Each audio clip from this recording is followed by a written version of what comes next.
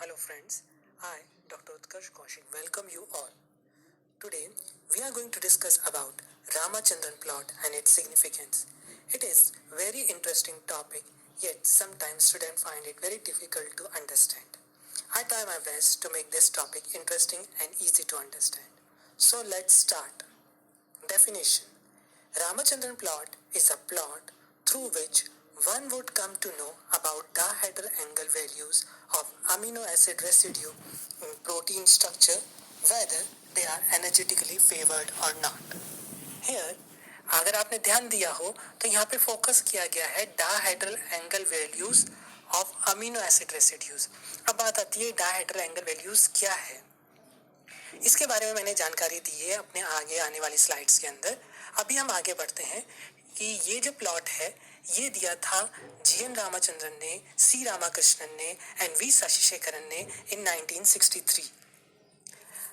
अब बात आती है कि अगर हमें मैप कंस्ट्रक्ट करना है तो हमें किन चीज़ों पे ध्यान रखना है। हमें दो चीज़ों पे ध्यान रखना है, पहला है डाहेड्रल एंगल और दूसरा है सिस्टम यूज। अब आते हैं हम डाहेड्रल एंगल।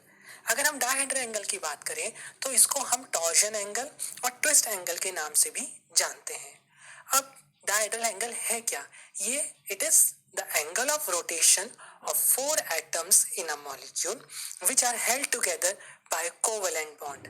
अगर हम फर्स्ट डायग्राम में देख पा रहे हैं तो इस डेफिनेशन के अकॉर्डिंग अगर हम देखें तो इसमें दो अमीनो एसिड हैं जो एक दूसरे से अटैच हैं थ्रू पेप्टाइड बॉन्ड, और ये जो पेप्टाइड बॉन्ड है ये बना हुआ है carboxylic group of one amino acid and amino group of another amino acid के बीच में, जो कि जहां आपको दिख रहा होगा ओमेगा लिखा हुआ है, यहाँ आपका पेप्टाइड बॉन्ड है।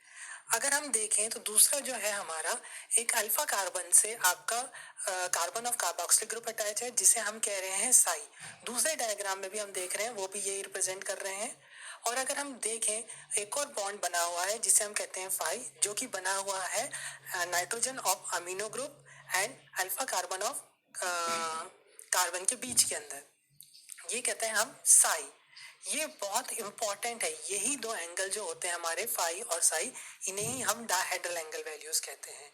और पहले ये कहा जाता था कि ये रोटेट नहीं करते हैं, जैसे कि हम दूसरे पिक्चर में देख रहे हैं कि ये फाई और साई रोटेट करते हैं जिसकी वजह से हमें डिफरेंट वैल्यूज मिलती है अमीनो एसिड की। तो ये डाहेड्रल एंगल वैल्यूज है। आशा है आपको दूसरे डायग्राम के अंदर भी ये चीजें समझ में आ पा रही होगी कि किस तरह से फाई और साई रोटेट करते हैं। आगे चलते हैं हम हमारे नेक्स्ट पे, सिस्टम यूज। जब हम सिस्टम यूज की बात करते हैं तो सिस्टम यूज के अंदर हम यहाँ पे बात कर रहे हैं कोई भी प्रोटीन चेन की या कोई भी primary structure of amino acid जिसपे कि हम स्टेरिक हिंडरेंस अप्लाई कर सकें। अब बात आती है कि ये स्टेरिक हिंडरेंस है क्या। स्टेरिक हिंडरेंस जो है is nothing but a stopping of chemical reaction which might be cause by a molecules structure. जैसे कि हम सब जानते हैं कि अमीनो एसिड की जब चेन की हम बात करते हैं तो अमीनो एसिड चेन के अंदर आर साइड ग्रुप भी होता है। ये आर साइड ग्रुप कई बार बहुत बड़ा होता है जिसकी वजह से कोई भी अमीनो एसिड को दूसरे अमीनो एसिड के साथ में इंटरेक्शन करने में कई बार दिक्कत फेस होती है। यही होता है स्टेरिक हिंडरेंस। तो अगर हम बात कर रहे हैं रामाचंद्रन प्लॉट की, तो रामाचंद्रन प्लॉट की जब हम बात करते हैं तो हमें दैट इज फाई और साई पे ही फोकस करना है, जिसे रामाचंद्रन एंगल भी कहा जाता है। Basis of Ramachandran work. अगर हम बात करें कि रामाचंद्रन का जो काम है वो शुरुआत कहाँ से हुई, तो उसमें सबसे पहले हमें उसकी हिस्ट्री देखनी पड़ेगी। तो हिस्ट्री की अगर जब हम बात करते हैं तो while studying the collagen structure, Ramachandran and group member observe the presence of two interchain hydrogen bond पर 3 रेसिड्यू रिपीट्स। यानी यहाँ पे दो इंटरचेन, दो चेन के बीच में हाइड्रोजन बॉन्ड मिले हर 3 रेसिड्यूज, अमीनो एसिड रेसिड्यूज के रिपीट पर। लेकिन ये जो स्ट्रक्चर था ये अपोज किया गया दो British scientist that is Rich and Crick के द्वारा, क्योंकि ये अगेन स्टेरिक हिंडरेंस के प्रॉब्लम क्रिएट करता है जो कि पॉसिबल नहीं होता, जिस वजह से ये स्ट्रक्चर जो है। लेकिन Ramachandran had observe the presence of inter atomic distance between the molecule with in the structure, और ये आइडिया आया रामाचंद्रन को कि क्यों ना इसके बेसिस पे हम प्रोटीन के स्ट्रक्चर को फर्दर इल्यूसिडेट करें और प्रोटीन की कंफर्मेशन के बारे में और नॉलेज प्राप्त करें। आगे बढ़ते हैं। आगे बता रखा है principle underline the formation of Ramachandran map. तो यानी जब रामाचंद्रन ने काम शुरू किया उससे पहले, जैसे कि मैंने आपको पहले भी बताया, ये कहा जाता था कि फाई और साई वैल्यू फिक्स्ड है। लेकिन रामाचंद्रन ने यूज किया पॉली एलानिन पेप्टाइड चेन को, और उन्होंने पहले phi that is NC bond को वेरी किया और psi that is CC bond को कांस्टेंट रखा। मैं फिर से रिपीट करता हूं, उन्होंने डायहेड्रल एंगल को समझाने के लिए कि इसके रोटेट करते हैं, उन्होंने एटम्स को as an hard sphere consider किया, और पहले उन्होंने phi that is NC bond को रोटेट किया, और फिर साई जो कि हमारा सीसी बॉन्ड है उसे कांस्टेंट रखा, और फिर वापस ये चीज रिपीट की वाइसा वर्सा में, यानी आपका इस बार psi that is CC bond को रोटेट किया और एनसी बॉन्ड को कांस्टेंट रखा। ऐसा करने पे उनको फाई और साई की डिफरेंट वैल्यूज मिली, जिसे उन्होंने एक कॉन्टूर डायग्राम में ड्रॉ किया, और जिसे हम कहते हैं रामाचंद्रन प्लॉट। आइए अब इस प्लॉट पे नजर डालते हैं। जैसे कि हम देख पा रहे हैं, ये प्लॉट जो है 4 क्वाड्रेंट से मिलके बना हुआ है। There are 4 quadrants in this plot, and in the quadrant 1 we can see the anti-parallel beta sheet, parallel beta sheet and collagen helix, where in second quadrant there is a left-handed alpha helix, third quadrant contains the right-handed alpha helix. अगर हम इस पे देख पा रहे हैं तो पहले हम इसके स्ट्रक्चर की नॉलेज पहले पूरा ले लें कि अगर जो डायग्राम ये है क्या। आप देख पा रहे हैं नीचे जो है इसके अंदर फाई है that is on x axis, और अगर हम वाई एक्सिस की बात कर रहे हैं तो यहाँ पर साई है। जो इसकी टोटल रेंज है वैल्यूज की वो -180 से लेके +180 के बीच में है।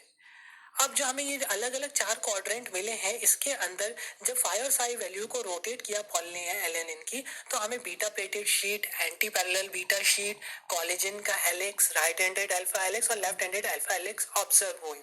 इसके अलावा भी आप देख रहे हैं कुछ डॉटेड लाइंस है, कुछ डैश लाइन है। ये डिनोट करती है कि maximum allowed values of phi and Sai.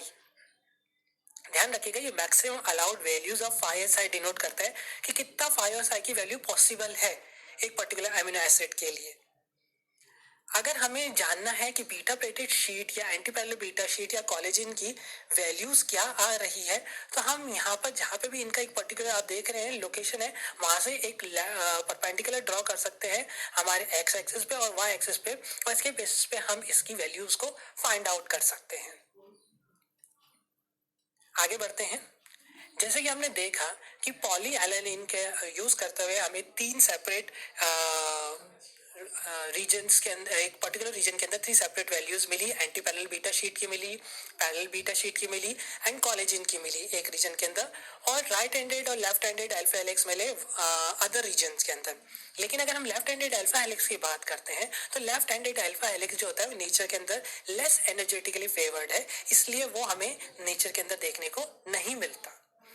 बात करें पॉलीग्लाइसिन की, जैसे मैंने आपको बताया था डॉटेड रीजन्स वाला, तो पॉलीग्लाइसिन एक ऐसा अमीनो एसिड है, जैसे हम सब जानते हैं कि इसकी साइड चेन के अंदर सबसे सिंपलेस्ट है, दैट इज इसके अंदर सिर्फ H एटम प्रेजेंट होता है, जिसकी वजह से ये इजीली मूव कर सकता है। Therefore, the maximum flexibility and shows the maximum allowed region for phi and psi value. लेकिन अगर हम प्रोलीन की बात करते हैं तो प्रोलीन के अंदर जैसे नीचे आप स्ट्रक्चर भी देख पा रहे हैं, इसके अंदर 5 मेंबर्ड रिंग होती है। यही रिंग क्या करती है, हिंडरेंस क्रिएट करती है, जिसकी वजह से इसकी जो एनसी वैल्यू होती है वो -65 डिग्री पे फिक्स होती है।